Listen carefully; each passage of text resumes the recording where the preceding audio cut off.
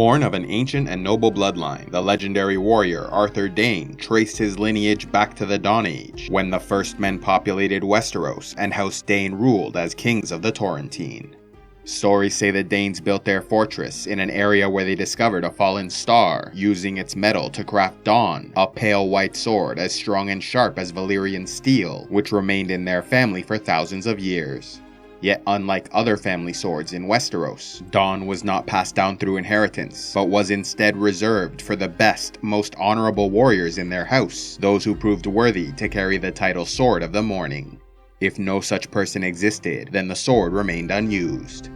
Following in the footsteps of men like Sir Davos and Sir Ulrich Dayne, Ser Arthur was recognized as a worthy claimant for the title Sword of the Morning, earning a reputation as the best swordsman in all of Westeros.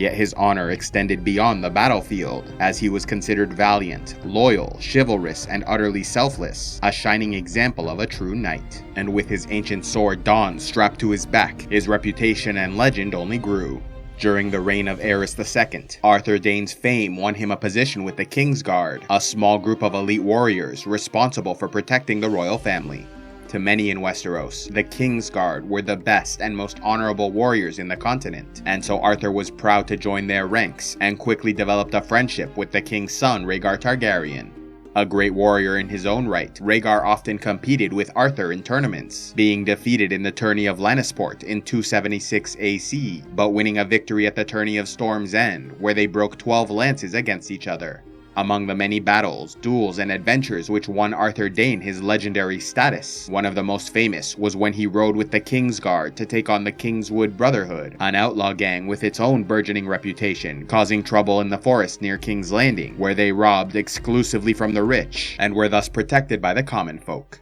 Though many knights and soldiers had ventured into the forest to end this threat, any who found them were quickly slaughtered, and so the warriors of the Brotherhood became famed throughout the land. Yet the most feared of all was a man simply referred to as the Smiling Knight, a master swordsman once described as madness, cruelty, and chivalry all jumbled together, and as a man who did not know the meaning of fear. Although the small folk were protecting the Brotherhood, Ser Arthur petitioned the king to declare new rights for the common people, winning their loyalty and eliminating the outlaws' base of support. When at last the warriors met in combat, the Smiling Knight engaged with a young squire named Jaime Lannister, who held him off long enough for Ser Arthur Dayne to arrive and take over the duel, pressing the attack so fiercely he broke his enemy's sword.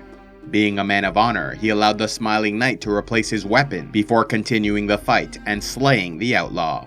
After the battle, Jaime Lannister was knighted by Ser Arthur as a reward for his bravery and skill, a moment which he long remembered as one of his fondest memories. Unfortunately, despite his incredible skill, popularity, and value as a warrior, Ser Arthur soon found himself on the losing side of a terrible conflict, with drastic repercussions for the entire continent. When Arthur's best friend Rhaegar Targaryen was named champion at the tourney of Harrenhal in 281 AC, he chose to plant the seeds of division and civil war by ignoring his wife Elia Martell to name Lyanna Stark the Queen of Love and Beauty, a woman betrothed to Robert Baratheon, the Lord of Storm's End. After insulting House Martell, Baratheon, and Stark, stories say Rhaegar abducted Lyanna, taking her to the Tower of Joy in Dorne, where she was guarded by Ser Arthur Dayne, alongside his fellow White Cloaks, Sir Oswell Whent and Sir Gerald Hightower.